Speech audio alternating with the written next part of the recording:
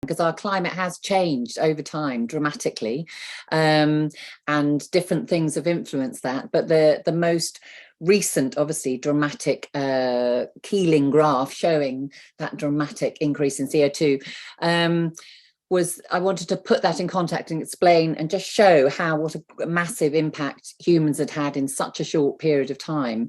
And I can also do that in schools through, I've got a fantastic 5-meter bright coloured felt timeline in all different colours, which took a lot of maths to work out the right proportions, but it just shows since the beginning of time how our world has changed and what a tiny amount of time humans have spent on Earth, and just how dramatically we've changed our planet in that time. So all of my books really are trying to show that context and big picture and a framework for them to sort of understand how to place and try and understand what's happening now, but also what they can do about it, and the fact that everyday habits and choices, that they can make different choices and have different habits which can have a dramatic effect. And so talking about little things as well as big things, and I think that's what I try and do quite a lot, is make that link between details of everyday life and a big picture.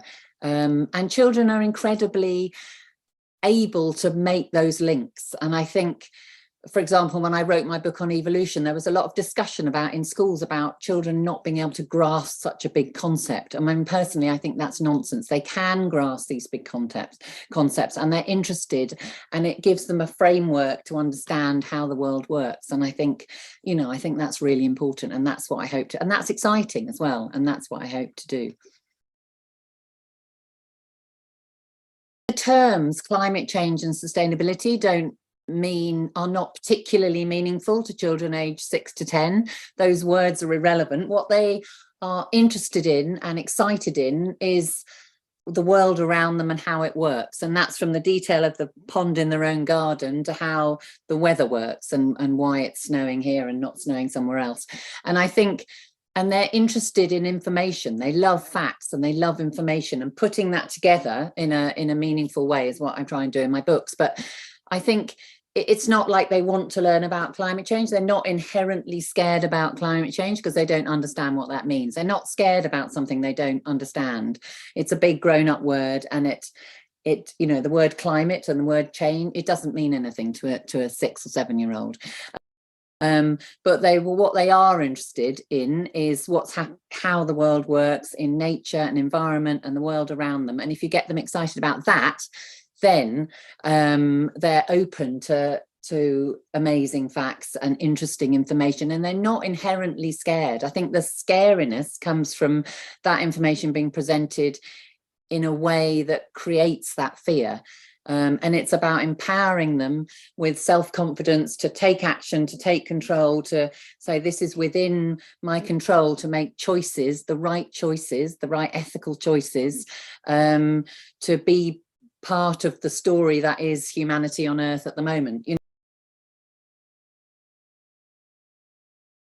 At the age of children that I'm talking to, which is mostly between 6 and 10, I think the most important things, two things I think are the most important things. One thing is that to be inspired to care about the world around them and to appreciate it. And I think unless they have that sense of caring and appreciation, they're not going to be interested in saving something that they don't respect and care about. So my first kind of goal, I suppose, or ambition is to inspire that sense of wonder and amazement and interest, because you're not going to take action unless you're interested in caring for something. So that's the first thing, and that's really important, I think. And the second thing is empowering children with a sense of choice and habit. So not to take something for granted. So you take it for granted you go by car to school every day, or you take it for granted that you always say eat meat every day, or you take it for granted. So it's really sort of turning that on its head and saying that actually, there are choices you can make. You can make different choices. You can ask for different food. You can choose different food. You can travel in different ways. So it's making those choices available making them aware of the sense of choice and the sense of habit, and a sense it doesn't have to be linear. You know, you can think outside the box, you can do things differently, and that can be interesting and exciting and possible. That's something I do through my books, is encourage conversation between adults and children, whether that's parents or carers at home or teachers in a school, to have those conversations to make that all possible. And I think it's that area, and a lot of challenges for the teachers in that school. But I was talking about water, fresh water. I've written a book about fresh water, and the different issues around water globally and locally, and encouraging children to visit local streams or ponds, or, you know, with parents or teachers. And the teacher in the class made a commitment to investigate building a pond in the school grounds, and the kids were so excited about that. And we talked about the different possibilities, and whether you can, you know, cut out a big hole and put a washing up bowl in it, and how long you have to wait, and what you might be looking for. And that's a very practical way, and particularly if the teachers are enthused, that makes a big difference. And they love, you know, teachers love it when the children are enthused and keen and interested. So if there's a catalyst for that, then that, you know, it's very much a mutually beneficial situation, and the children are excited. So that's what I've been doing with my water book when I've been talking to schools, is talking about the possibilities and exploring possibilities about building ponds in school grounds, and how they might make it a very practical, you know, which involves getting wet and having Wellingtons and going out in the rain and looking for bugs, and kids love all that. So it's a perfect way to sort of. School I visited recently, when I was talking about my book Red Alert, and I was talking particularly about I talk a lot about animals called pangolins, which are very endangered animals, and I've recently been to Ghana to visit a project there, so I was sharing those stories and pictures and travels and experiences with the children. And when I was selling books after school, which I do at the end of a school day, to parents and anybody who wants to buy them, the teacher came up to me afterwards and said, I'm amazed because the children buying books at the front of the queue were the kids that don't normally read, and I can't tell you how much that means to me. And that's that made me kind of want to cry. But the fact that a teacher came up and said that to me just, you know, means the world to me, because it's not thinking about, I don't want to read, I don't want a book. It's about the world that a book and a story and a link with the real world can open up through books and stories. And that, you know, I find that really exciting and very rewarding. I just had an email yesterday, actually, from a teacher at a school I visited in Newcastle, and he said the whole class are absolutely loving your story of climate change book. So that was really nice to hear. So I think they use it in different ways. There's a particular school that I visit in Leicester. I visited a few times. They use my books across the entire curriculum within the school, which is really lovely to hear about. So they use it in different ways. And right now, I think quite a lot of schools are using my 14 Woolves book, because that has been, I can find it, that's been shortlisted for the Royal Society Young People's Book Prize, which will be decided next month. And the Royal Society have an amazing judging system whereby they send the book out, all the shortlisted books. There are some amazing books, 6 shortlisted books, to 700 schools across the UK who apply to be judges for the award every year. And so those 700 schools have a judging panel looking at each of the books, and they read the book and they review it and explore it. So I've been getting a lot of inquiries from different schools who are using that book as part of their, you know, their curriculum work to do different subjects. So I think, and I produce for each of my books, for example, the climate change books, there's a series of teachers' notes, ideas for ways that the book can be explored, incorporated into the curriculum, linked to the curriculum. So we make quite an effort to make sure there are teaching support materials for key books, so that to give teachers lots of ideas of how to use it and what. Bring the story, because I think it's an amazing story about ecosystems and about how different species connect to balance in nature, and what happens when humans interfere and upset that balance, which is what happened in Yellowstone Park, because the humans took away the wolves, and then the ecosystem was upset and the landscape became very barren, huge numbers of elk, everything became out of balance. And then eventually, after 20 years of negotiation, the wolves were brought back, and to everyone's amazement, the environment became richer in biodiversity and nature became rebalanced. And it's about rewilding itself is about nature being allowed to rebalance, sometimes with the help of humans who've unbalanced it in the first place. And there are lots of different examples, but the Yellowstone example is the sort of key global example that is used in many examples, because it was so dramatic and over time, of course. And now there are many different examples of different species being brought back, and beavers in the UK is one of those. And the impact of that particular animal in waterway systems, and particularly the relationship between climate change and wetlands and beavers, is very interesting. And it's all about connections, and I'm interested in those. I studied ecology at university, and so it's my founding interest is in making those connections, in understanding ecology, ecosystems, ripple effects, how everything is tied to everything else, and how nature's, the importance of the balance in nature. And I think that's so interesting for children to understand those connections.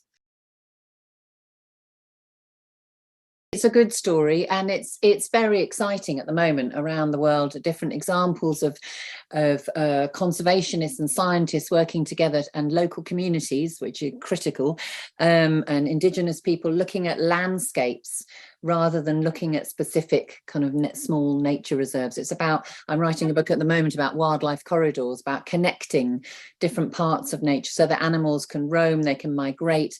And I think that sort of landscape view is very exciting, and working out as well, because obviously there's more and more people in the world, but obviously working out how people must live alongside wildlife, and how we do that, and how we complement each other in order that we can all survive, because we need that, nature needs that resilience. And through rewilding, through understanding how ecosystems works, will be how we negotiate our way through climate change, and how we ultimately save our planet that we all depend on to survive. The initial values that I strive to nurture are those of curiosity and wonder, and sparking an interest in children, so that and that's why when I first arrive in a classroom and I hand out all of my books, to all the different books to everybody in the class, 30 books to 30 kids, and they open the books and they talk to each other about them. It's that sense of being lost in a story and sharing a fact, and then children put up their hands and tell me what they've learned in the last 5 minutes, and they love to do that. They love that. So that's fueling their curiosity, and then we swap books and they look at different books, and that it creates an energy, but that energy is driven by stories from the natural world and the wonder of that, and having that sense of wonder means you start to care about the world around you, and you start to think about the world around you. So it nurtures a sense of caring, and a sense of understanding. And as soon as you understand something, it becomes more interesting, then you have more questions. So it sort of spirals in that sense. And then the caring, once you care about something, then you feel compassionate, you feel you want to do something, you feel engaged, and you want to take part. So giving children opportunities to then interact, get involved, participate in some of the issues that are raised, gives children an opportunity to show that compassion, caring, kindness towards whether it's species or animals. I'm particularly make an effort not just to talk about big cuddly animals, but spiders and snakes and, you know, different crocodiles and ugly animals and vultures. And so I make a particular effort not to just show sort of sweet cuddly animals, but to show that that sense of compassion and caring might range to a peacock tarantula in India, or it might be a, you know, a slimy something, a snake somewhere else, or, you know, whatever it is, or a vulture who you may not think you initially care for, but actually having heard the stories of what's happening to vultures in India and the problems with raptors around the world, and why they're becoming extinct, suddenly the children might have sparks an interest in an extraordinary animal they didn't think they felt any kind of caring or kindness towards. So it's the embracing that diversity and empowering the children with a sense of that they can get involved through reading books, through learning, in caring for our world, and then that would gives children a sense of self-esteem and empowerment and confidence, that they can get involved. You know, they can take that book and read it and share that knowledge with their friends or parents or carers or teachers, and that gives them a sense of pride in who they are and what they've learned. So that's what I hope trickles down the line after opening books. Okay. I mean, I hope, because ethical intelligence and ethical thinking, you know, underpins my own approach to everything I do. So I hope that that comes through in all of my work, and the approach and the way that I write and the way that I present issues and stories. And I hope that sense of, particularly with endangered species, I think is a good way of engaging children in that issue, because you're talking about the impact humans are having on the world, and the reasons why species become extinct, whether it's habitat loss or whether it's hunting or trade, wildlife trade, the different reasons. So that sense of, well, for me, that always that sense of outrage of what humanity how humanity can destroy the natural world and endanger particular species, and that so I think without perhaps in a school using that sense, I mean, that's what fuels me, is that sense of outrage, but also sense of empowerment. And I think what's ethically right and ethically wrong, and where and morality comes into that discussion about the impact of humans on the natural world. It's the foundations for that discussion, really, about endangered species, extinction, what we're doing, what the tiny amount of time humanity has spent on the earth, and the dramatic impact that we are having, but also on the I'm very conscious of positive messaging, which is very important in all of my books and all of my workshops and presentations. But it's also important and okay to be outraged and to feel something is wrong, ethically wrong, and that I'm very clear that I've worked for Greenpeace for many, many years, and my heart and soul is in as a campaigner, as environmental campaigner. So I'm very keen to share that. And in fact, my a little book on being an eco-warrior, which is the longest book I've ever written, of 10,000 words, and the cheapest, has everything in it about the different ways that we can make an impact, and the different ways that children can get engaged, whether it's through writing or through action or through taking different it's got lots and lots of ideas in, and it's channeling that ethical outrage. I work with a local school that they're fantastic, and they make, for example, on climate change, I took them, my local school, the Keeling graph, and said, this is a really boring graph. Please, I've got to take it into lots of schools and talk about climate change. Please make it interesting. Do whatever you like, but make it interesting. And then I went back a month later and they'd made this incredible, the year 6 had made this incredible video that involved drama and singing and art and everything, talking about the graph and what it means and how it fits and what it is. And I share that in schools, and other children love it because it's an example of what they could be doing, and the teachers are interested because they think, oh, maybe we, that's an idea. So it's sort of sparking, and what I enjoy is sparking that interest and leaving teachers with ideas of follow-up. And there's another school I went to where I presented my book on, we talked about this book on endangered species, and a month later the school sent me, they'd made this amazing art mural. The whole of the back wall of the hall was the cover of the book with all the different animals, and they'd done, so it was an art project, it was a creative writing project. The children had done poems for each of the different animals, and they'd done science behind it as well. So that was it was across lots of different subject areas, and it filled the whole of the back of the school wall with this incredible mural, which just blew me away. So that sort of follow-up.